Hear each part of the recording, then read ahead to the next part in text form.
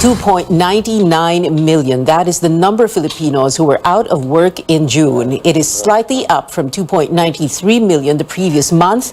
Senior correspondent Lois Calderon reports there are no changes in the national joblessness rate at 6%, still the lowest since the height of COVID-19 lockdowns in April 2020. Most universities end their academic calendar in June. This means a fresh breed of workers entering the labor force for the first time. The country's jobs market has been able to absorb them, well, almost. Data show the Philippines added nearly 500,000 jobs in June. So even if the workforce grew, the jobless rate was steady at 6%, unchanged from May. Ethan Lopez nailed a job the first time he applied in June. Still in senior high, the young swimmer has skills that match the need of his employer, a sports shop. I'm a swimmer, and it's very aligned to my job. I haven't graduated college, not even high school. So I was like, why would they hire me, right? Why would anyone take me? So I thought it was going to be tough. But then I looked at the job listings online. I found mine on a website, and I was scrolling through and using the filters to narrow down my options. Lopez began his job search online. Opportunities abound in the virtual marketplace as businesses reopen and more people are out and about. The entire process of talking to the people, the correspondents they have online, was also really easy. Because I didn't have to go to the office just yet. We could send stuff over email. I could send them my files and my requirements. So where are those 500,000 jobs?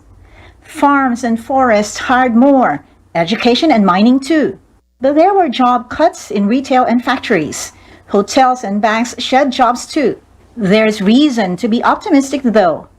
Other indicators point to a jobs market returning to pre-COVID-19 times. There were fewer underemployed or those wishing more work hours. The National Economic and Development Authority says job statistics would be better with the economy's further reopening. Yung number of hours work in a week tumaas din significantly. Yung percentage ng mga nagtatrabaho ng more than 40 hours tumaas din. So in other words, talagang bumalik na ang sigla ng ating economy. They say beggars can't be choosers, especially in a pandemic. But with things looking up, workers have a choice to land their dream job. Just keep on trying. I know it's difficult. There's going to be rejection along the way, but definitely one way or another, it's going to strike. Something's going to stick to that wall. And who knows, it might be the next big thing. Lois Calderon, CNN, Philippines. Now, welcome news for Meralco customers. Expect lower electricity bills this month. This is the second straight month of lower power rates. Meralco says its overall rate went down from 9 pesos and 75 centavos to 9 pesos and 55 centavos per kilowatt hour for the current month. This means a reduction of around 42 pesos in the total bill of a residential household consuming 200 kilowatt hours may be expected, and a little over 100 pesos for a household consuming 500 kilowatt hours. Meralco attributes the decline to lower generation and distribution charges for the period. Motorists will also see a hefty pump price cut tomorrow. Select companies on your screens lowering kerosene prices by 2 pesos and 55 centavos per liter, 2 pesos and 20 centavos a liter for diesel. Expect to pay less as well for gasoline with a 2 peso and 10 centavo rollback.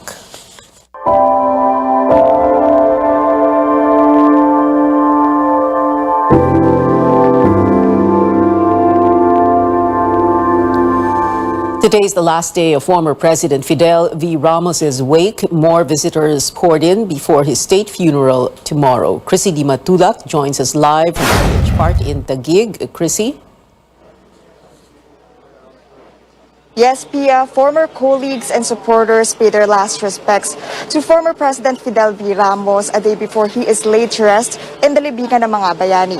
A hero indeed. Retired Police General and former Ambassador Vidal Querol said of FPR, who once served as the chief of the Philippine Constabulary and the precursor of the Philippine National Police. Querol said instilled in him the value of putting the country first before anything else. One advice he told me and the rest of the officers with me then was in this political contest.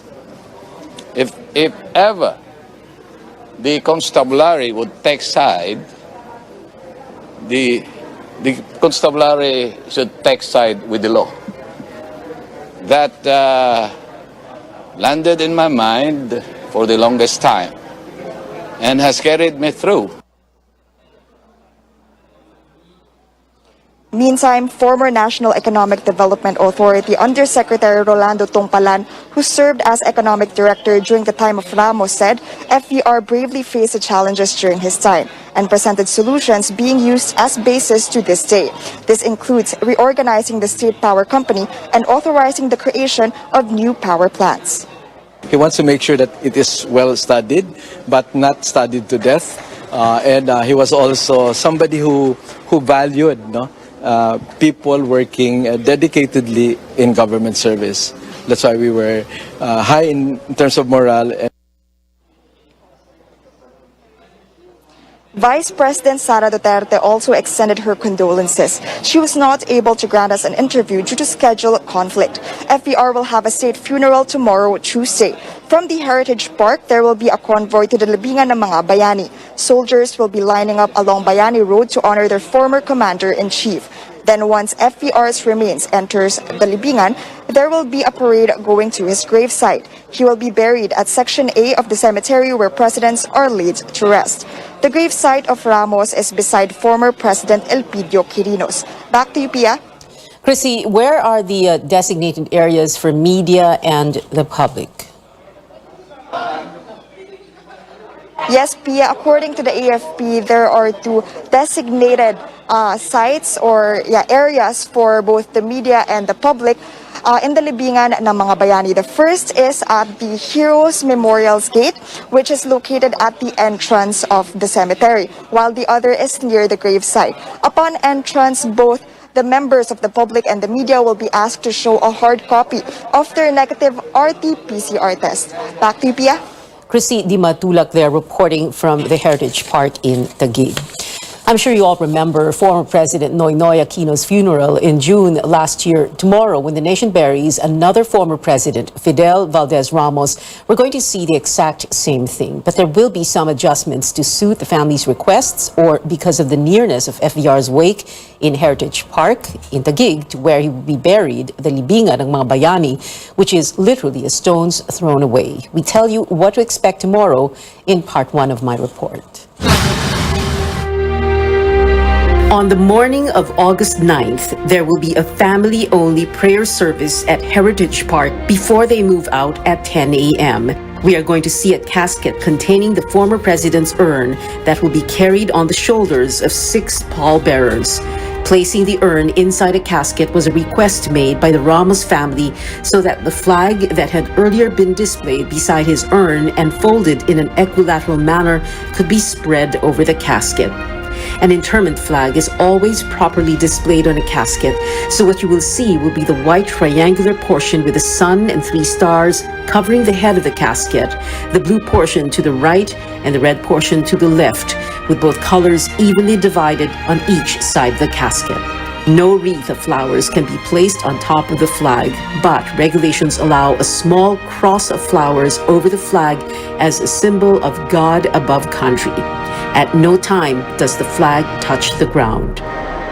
As FVR's casket leaves Heritage Park, a battalion-sized honor guard comprised of Army, Navy, and Air Force personnel will render departure honors for him. This will be followed by a procession from Heritage Park to the Libingan ng mga Bayani, which is just 1 kilometer away, some 3 or 4 minutes by car. The Libingan was established in 1947, 2 years after the Second World War ended, to commemorate those who fought so valiantly. It was called the Republic Memorial Cemetery, envisioned as a national pantheon for presidents of the Philippines, national heroes, and patriots of the country. In 1954, the cemetery was rededicated and renamed Libingan ng mga Bayani. It has also since become the final resting place for national artists and scientists as well. There are only 4 former presidents buried at Libingan: Elpidio Quirino, Carlos P. Garcia, Diosdado Macapagal, and Ferdinand Edralin Marcos, father of the incumbent, whose final journey there was fraught with conflict. Ramos will only be the fifth president to be buried there. When the funeral procession reaches the Libingan Archway, the large concrete tripod called the Heroes Memorial Gate that you see in these pictures, arrival honors, including a 21-gun salute, will be rendered by a battalion-sized honor guard. The second part of my report after the break. Also, when we return, back-to-back appearances of the President at the Philippine National Police's 121st anniversary and the change of command at the armed forces. Keep it here on Newsnight.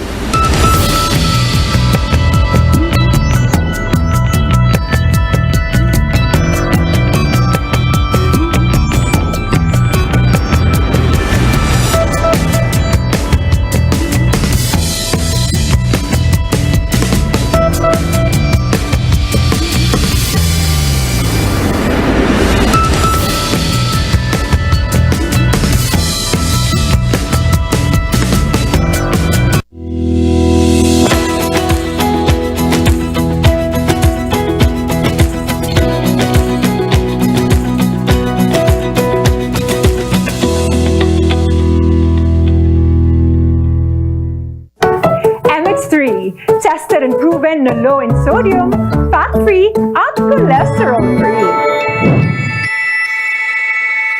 Mahalagang paalala, ang MX3 capsule ay hindi gamot at hindi dapat gamiting panggamot sa anumang uri ng sakit. BM Extraordinary with MX3.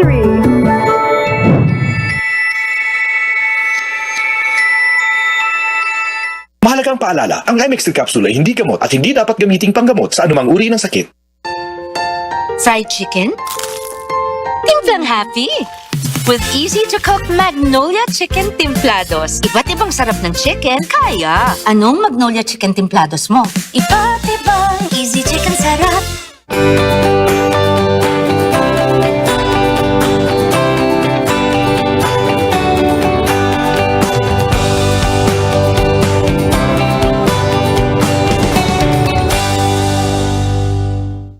Friends, try nyo to. Vet-approved Nutri-Chunks in lamb flavor. With active boost and prebiotics na pampalisto. Made with real lamb goodness. With essential nutrients to help keep them strong, healthy and happy. Listo, ganado sa Nutri-Chunks.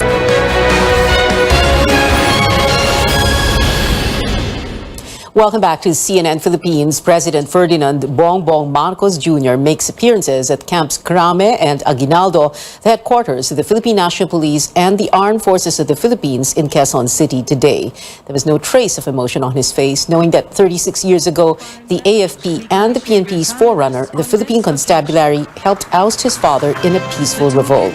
Mr. Marcos was guest of honor at the PNP anniversary in the morning and oversaw a change in command of the AFP in the afternoon. Back-to-back reports now. First from AC Nichols, who will tell us what the president said at the PNP's 121st service anniversary, and then from David Santos, who will tell us what happened as AFP Chief of Staff General Andres Centino turned over the reins of command to his academy classmate, Lieutenant General Bartolome Bacaro. AC Nichols takes us to Camp Crame. Fairness and restraint, core values that every policeman should practice at all times. President Ferdinand Marcos Jr. left the Philippine National Police with this reminder as he led the agency's anniversary celebration. Marcos said policemen should gain back the public's trust, and this can only happen if their work is grounded on honesty and accountability. Execution of authority must be fair. It must be impartial.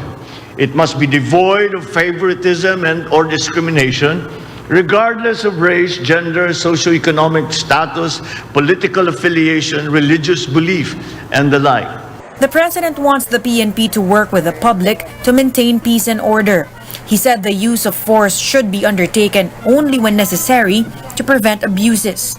This as the PNP faces allegations of human rights violations, particularly in relation to the Duterte administration's war on drugs. And let us not allow even a hint of dishonesty and abuse to enter into that narrative. You are the vanguards of peace. You are, and that you set the example of the kind of leaders that we need to overcome the hindrances of today. Marcos also took the chance to express confidence in his newly appointed Chief of Police, General Rodolfo Azurin Jr. In his welcome remarks, Azurin also reminded his men to follow the rule of law. Let us strive to be the catalyst of good governance, excellence, professionalism, and integrity, ever staying faithful and loyal to the Constitution. AC Nichols, CNN Philippines. We now head on over to the Armed Forces, which welcomed its new Chief of Staff. David Santos joins us live from Camp Aguinaldo. Well, Pia, this is the first major event of President Bongbong Marcos, who is also Commander-in-Chief with the nation's armed forces.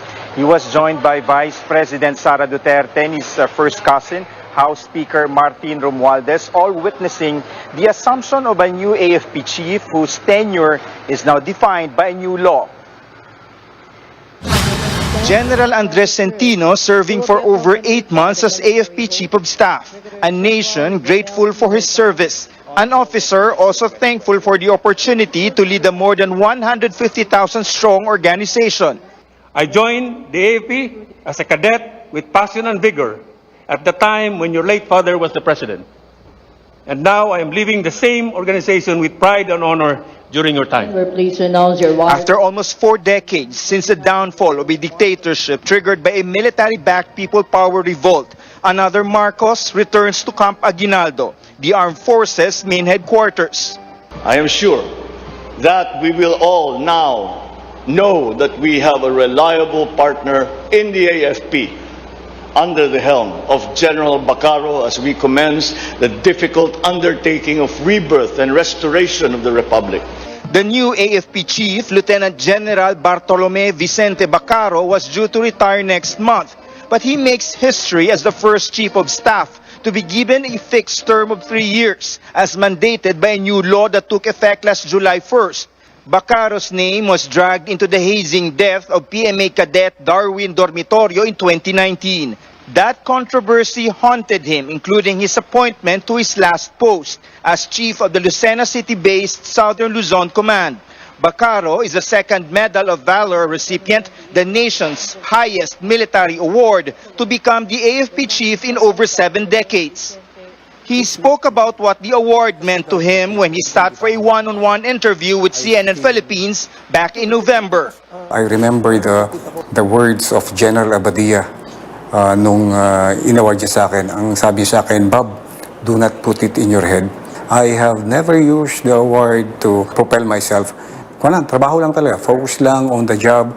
Bacaro also spoke candidly about his late father, Arnold. If there is one frustration in life that I have, is that hindi ako nakita ng father ko na ganito.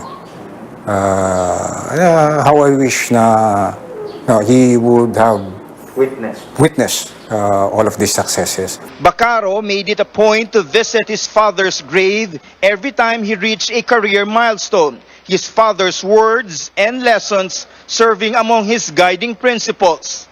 Touch people's lives. So how can you touch people's lives if you cannot, you cannot even communicate with them, takot sila sa'yo. I think that is one of the more important lessons I've learned from my father, late father. Touch people's lives, go down to their level. Lieutenant General Bacaro, in his Assumption speech, outlined his plans, making an acronym out of the President's key message of unity. U for unparalleled professionalism and for notable utilization of resources. I for invigorating capability development. T for tenacity and sustaining gains. And Y for yearning for service excellence. And by tradition and by practice, President Marcos met with the military hierarchy in his first command conference here in Camp Aguinaldo shortly after the change of command ceremony, Pia. David, no retirement ceremony for General Andy Centino. He has 6 months to go before he's due to retire in February. But what happens to him now? Well, that's right, Pia. General Centino still has almost 6 months in service because he's due to retire, as you mentioned, in February next year. Now, there are reports he could be given an ambassadorial post, but General Centino would not confirm this just yet. But once he accepts a civilian government position, General Centino himself said that he is automatically deemed retired from the military service, paving the way for Lieutenant General Bacaro to get the 4-star rank promotion, since there could only be one 4-star military officer at any given time. Pia. And of course, both General Centino and Bacaro, members of the PMA Maringal class of 1988. So Bacaro is the third class 88 to become CSAFP after Adi Centino, and of course before that, Boy Faustino. David Santos reporting from Camp Aguinaldo in Quezon City.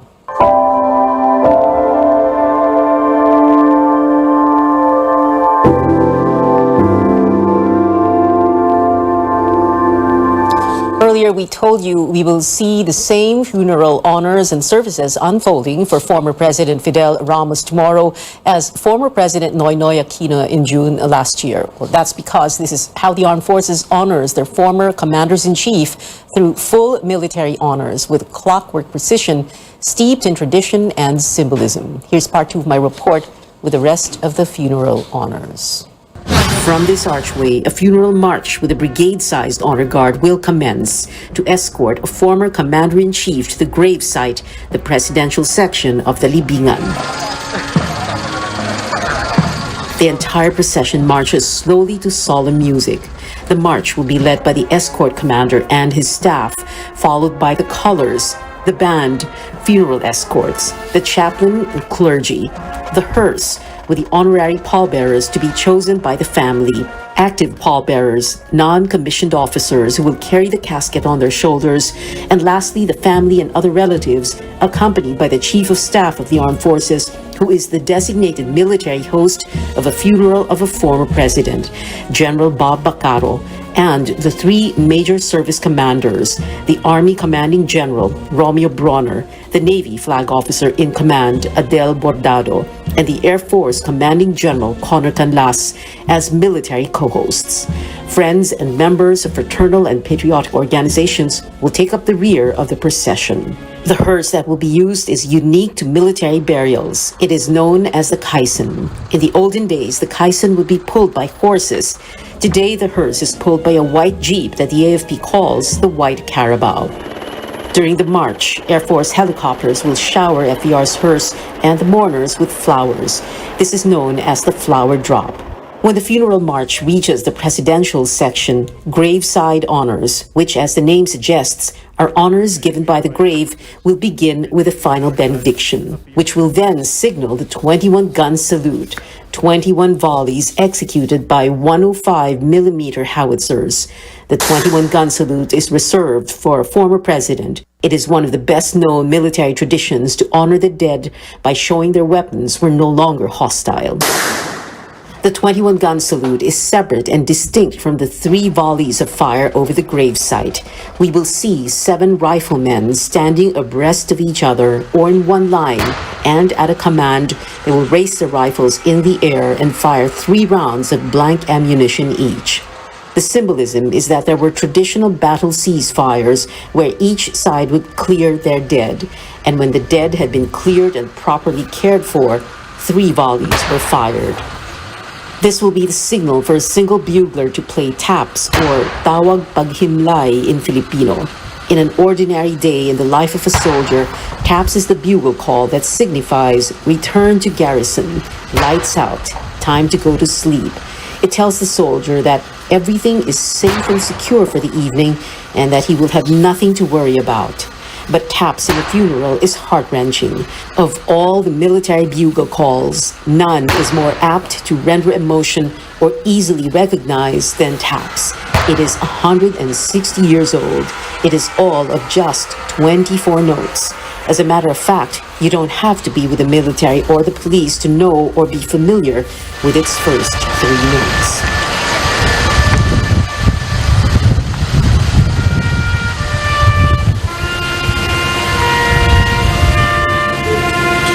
This is when most tears fall at a military burial because TAPS honors those who laid down their lives and paid the ultimate sacrifice, and perhaps doubly so for a former president and soldier who will be buried on Tuesday.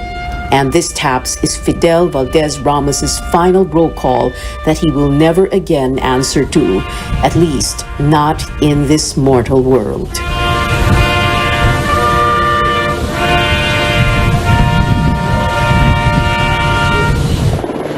The interment flag is then folded 13 triangular folds to be exact and passed around by the pallbearers, each touching the flag to his chest before passing it on to the next man, until it reaches the AFP Chief of Staff, who will then present it to the family. Ramos's widow Ming is expected to receive it as she hears these words.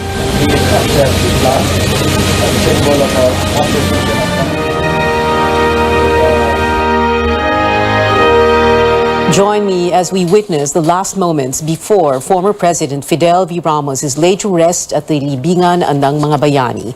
Catch the live coverage of the state funeral tomorrow, August 9 at 9 in the morning, only here on CNN Philippines.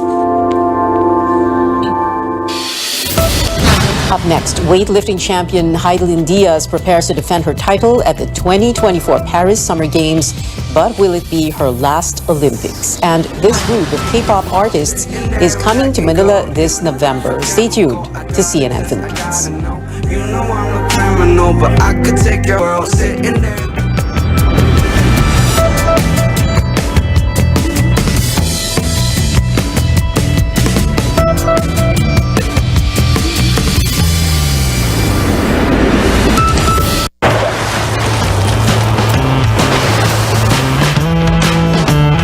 To those who said pickup trucks are only for work, or that never been done means can't be done,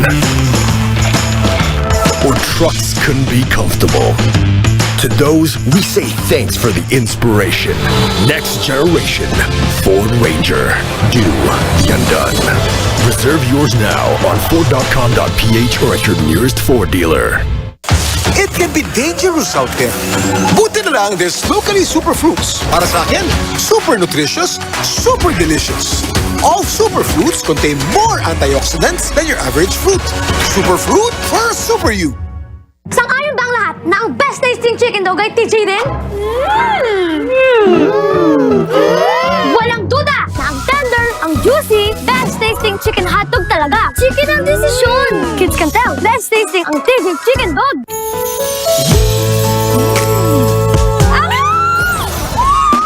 Making life sweet is easy dahil 35 pesos SRP lang ang San Miguel flavored beer. Make life sweet with San Miguel flavored beer.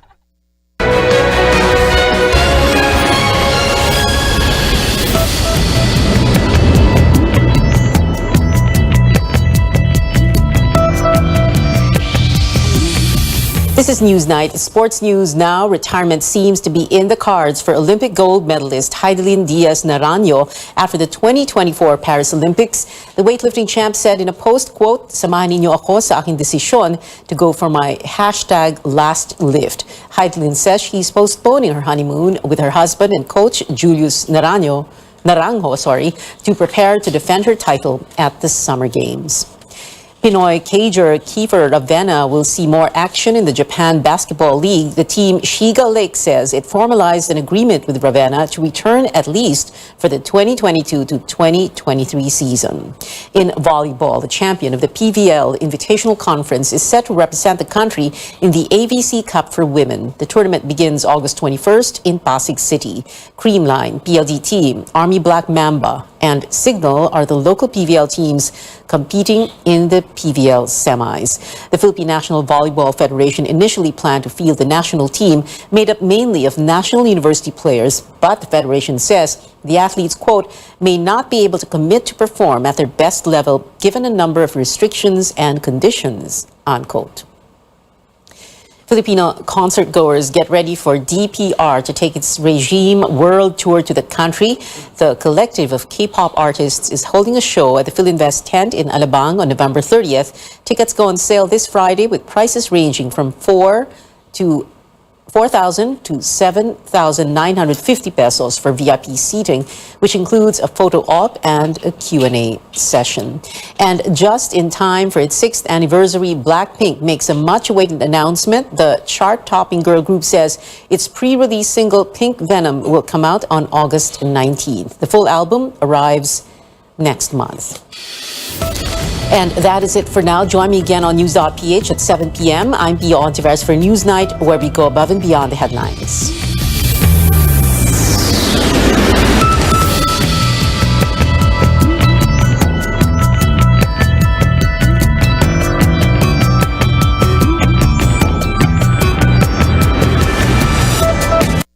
This program is brought to you by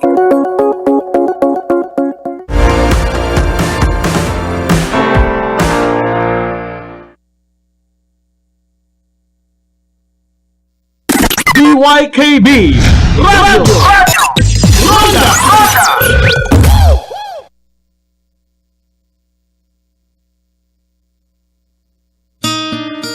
Oh, anyari sa'yo? Ba't nakasimangot ka? Alam ko na. Masakit ang katawan mo, ano? Sa sobrang trabaho?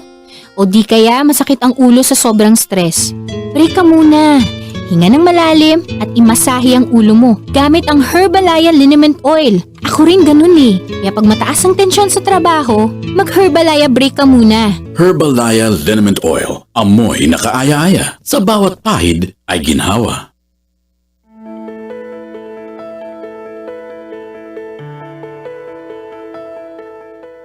A well-balanced diet is key to a healthy and long life. Now, this means eating foods rich in vitamins, minerals, and antioxidants. Actually, recent studies from Harvard Medical School have shown that people with a low intake of antioxidant-rich foods were at an increased risk of developing a number of chronic diseases. So what are the top sources for these substances? On the program today, we'll talk more about antioxidants, why they're important, and the best foods in which they're found. I'm Dr. Freddy Gomez, and this is MedTalk Health Talk on CNN Philippines.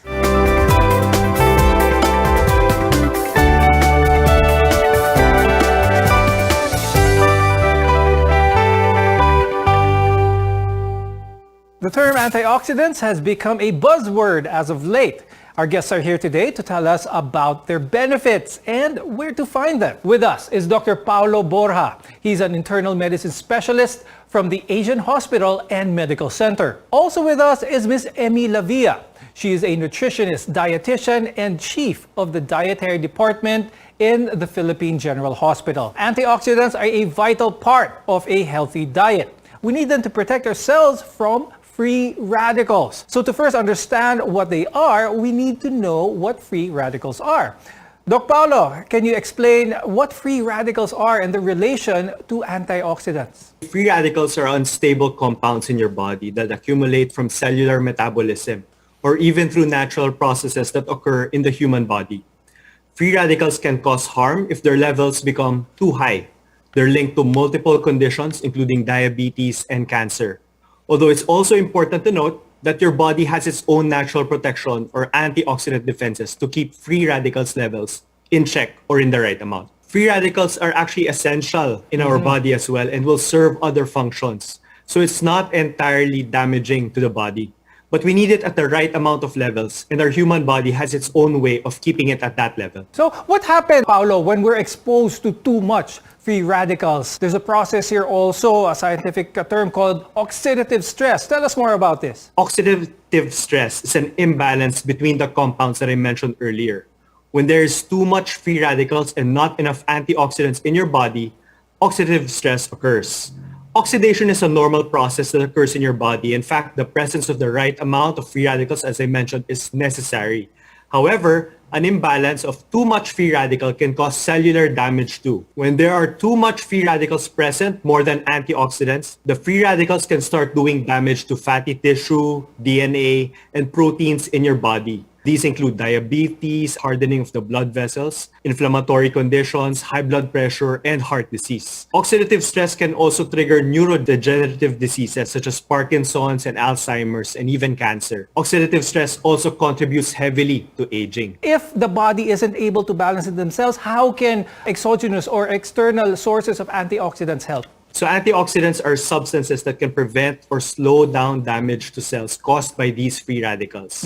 So as I mentioned, free radicals are very unstable. Antioxidants are produced by your body endogenously or inside the body naturally. But additional exogenous antioxidants can also help so that you can actually, in the right amount of antioxidants, balance out those free radicals. Actually, your body has its own antioxidant defenses to begin with, but they can also be found in food. And there is good evidence that suggests that the higher intakes of antioxidant-rich food, the lower the risk of oxidative stress-related diseases. Ngayon, ang tanong ko sa iyo, Miss Emmy, anong mga pagkain ang magandang sources ng mga antioxidants? Ang antioxidants po can be that are found in food are those that are found in highly pigmented natural foods. So you choose foods that are red or pink in color, you get the antioxidant lycopene. Examples of this would be tomatoes, watermelon, apples. Pag very red daw po ang mga food, these are good for the heart and the brain. Another thing is the violet pigmented food items like grapes. Sa local, pwede ito yung mga talong or eggplant. Then we also have yung highly pigmented na red-violet na dragon fruit. Onions, ito po ay mataas dun sa tinatawag na resveratrol. But Paolo, I want to ask you, so Miss Emmy just mentioned a whole bunch of foods that are rich in antioxidants. Does this mean that our viewers should just concentrate on these foods and eat as many as they can to reap the benefits of antioxidants? The body already has a natural production of antioxidants in the body. Your body's cells naturally produce some very powerful antioxidants, such as alpha-lipoic acid and glutathione, actually. The foods you eat supply other antioxidants, such as vitamin C and E. So fruits and vegetables, as mentioned earlier, are full of compounds, phytochemicals, that have a lot of antioxidant properties as well. But we want to focus in on the supplements that you can take. Actually, that is where you might have trouble balancing it out. No? High doses of antioxidants in the form of supplements can be very troublesome for the body too. No? So that's what we don't want to happen. If taken in high doses, they might actually cause more harm than good. It can lead for your immune system to work improperly, might alter the natural good function of free radicals in destroying pathogens. Aside from the diet being an essential source of antioxidants, antioxidant supplements may be effective, they may not be so good for your body as well. And we'll discuss that when we return. We're your partners in healthcare, so keep it here on MedTalk Health Talk, only on CNN Philippines.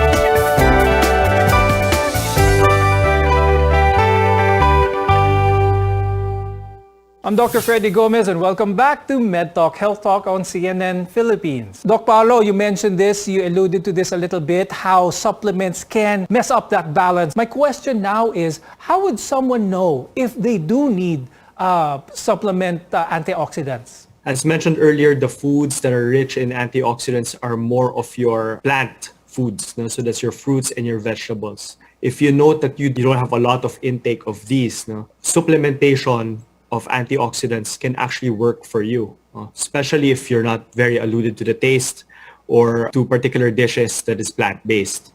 So as I mentioned earlier, it has to be in the right amount. So every bottle of antioxidant, or even with consultations with your doctors, they would prescribe you the right amount of a particular antioxidant to take that would keep you in balance and not actually be overtaking it or overdosing it, or worse, taking it in very high doses that can cause more damage to your body than good. Miss Emmy, tanungin naman kita ngayon, when it comes to supplements, compared to the natural food, How would we compare itong mga supplements na pwedeng bilhin, pwedeng inumin na lang? From the nutritionist standpoint, we would always emphasize on getting the nutrients and the antioxidants that we need from the natural food.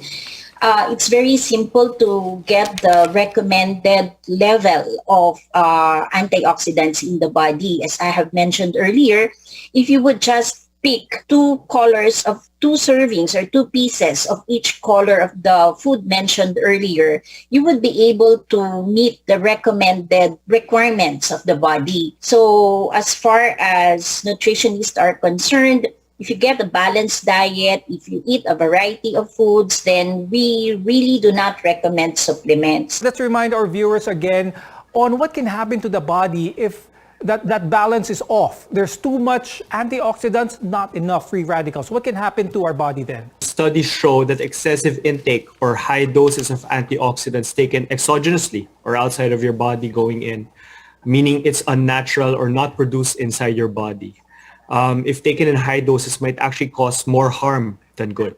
So it can lead for your immune system to work improperly, might alter the natural good function of free radicals in destroying pathogens. It can also cause some irregularities in cellular processes of your metabolism. So again, I would like to point out the studies show these irregularities can only occur in extremely high doses of antioxidants. Please inform the audience on how they should view antioxidants when they see so many of its benefits on the shelves, on packagings and everything. What kind of thought process should our viewers have? By the word itself, supplement, it should just supplement your natural diet. That definitely the natural sources of antioxidants should be the main focus of your diet. So that's your plant-based foods, so your fruits and vegetables. They are very good sources of antioxidants. And the supplements are just to supplement, or to support that diet. So the natural sources are really good, but supplementation, if needed, should be prescribed or should be at least advised by your doctor. Ms. Emmy, remind natin ulit ang mga viewers natin kung ano ang maganda. What is a proper nutritional meal? What does it look like? It should have different sets of food items. No single food would supply all the needs of the body. It would not be able to protect that. So it's important that you get a lot of colorful food items in your plate every day. So make sure that you get the green colored vegetables, mga talbos ng kamote, kangkong, okra. These are good sources of your antioxidants. It does not need to be expensive. We can get it from talipapa or the market, or some are growing these vegetables themselves. So even the sources of protein that would come from soybeans, these are good sources of antioxidants. So plant-based, so more of fruits, vegetables, grains, cereals, and soybeans. So there are many sources of antioxidants and you can easily add them to your diet. More on this when we return. Your health is our mission here on MedTalk Health Talk. You're watching CNN Philippines.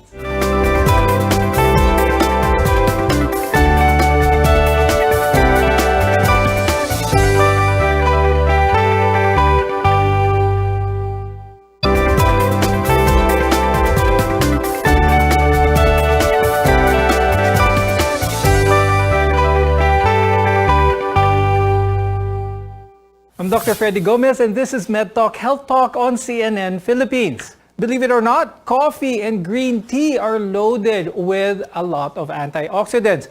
Ms. Emmy, pag-usapan naman natin to, coffee at tea. Palakas pala ito sa mga antioxidants. How should our viewers take this? Gaano kadaming coffee, tea ang masustansya sa katawan? Coffees and teas are also sources of antioxidants in the form of polyphenol. But then again, there's no truth that if you take a lot of coffee or green tea or black tea, this would benefit the body. Anything in excess is also bad because you have to take into consideration, true enough, it contains antioxidants, but these also contain caffeine, which could be harmful to the body. So the safe limit for caffeine is only around 400 milligrams per day for humans. So that's around 4 cups per day for coffee. But it would also be on a case-to-case basis because there are some individuals who are sensitive to caffeine and would react badly to it. Some may have anxiety disorders, sleep disorders. So you have to take everything in check and balance. So if you need a kick, no, you want to be stimulated, you better to take coffee than tea. But the benefit of tea, slow yung release niya ng caffeine. That's why people who take tea would be alert on a longer period of time. Now, someone who is watching might think, okay, if I am diagnosed with diabetes, can antioxidants help my current chronic disease? What should our viewers be wary about how realistic antioxidants are? You always have to remember that, yes, antioxidants can help in trying to decrease the progression of the inflammation or the oxidative stress being caused by the free radicals that actually contributed to their current condition. But again, the key word there is it just contributed to their condition. There's still a lot of other factors. So there could be lifestyle factors, hereditary factors that led to their current medical condition. So that's the same case in hypertension, diabetes, heart disease, and even cancer. Also, they have to still continue taking their medications, their prescription medications, their maintenance medications for their particular condition.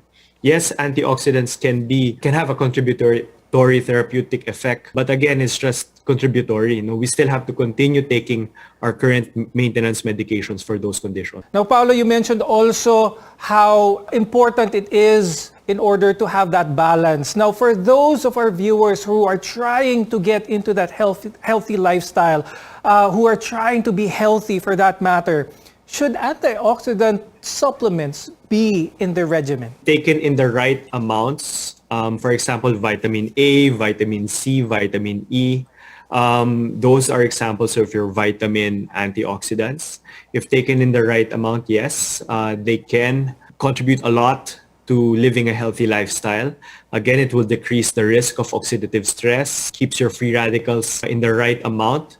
And again, it would be preventive for a lot of diseases. For those who don't have a family history of hypertension, diabetes, cancers, this will actually decrease the risk of them developing these conditions, especially if they're exposed to a lot of triggers for these conditions, such as pollution, radiation, that we have all around us right now. So definitely, I would advise that supplementation can definitely be beneficial for these patients. Ultimately, as with most things in life, consuming things in moderation is what we want to watch out for. Dr. Paolo Borja and Ms. Emmy Lavia, any final health tips before we go? I'll start first with Ms. Emmy. It's important that we integrate antioxidants in our diet. So be mindful of what we eat. So make sure that you incorporate all the colors of, make your plate very colorful so that you may be able to achieve a diet that would provide you the antioxidants that you need. So coffee and tea have antioxidants, but bear in mind they have their good points, but don't take anything in excess because that would cause also harmful effects on your body if you're sensitive to it. And Paolo, of course, any final tips for our viewers? So my takeaway message here is to never consume too much. Always regulate your intake. It's always best to get the advice of your doctors and your nutritionists when it comes to your diet, when it comes to antioxidant supplementation. And again, don't be too focused on just one certain therapeutic mode. For example, with antioxidants, don't just be based on the antioxidants. Live a healthy lifestyle, eat healthy, and also have a lot of exercise. And again, always consult your physicians, your nutritionists for better advice for this. Thank you very much, Dr. Paolo Borja and Ms. Emmy Lavia, for being with us today. We appreciate your time and your expertise, especially when it comes to antioxidants. I'm Dr. Freddy Gomez, and we'll see you again next time here on MedTalk Health Talk.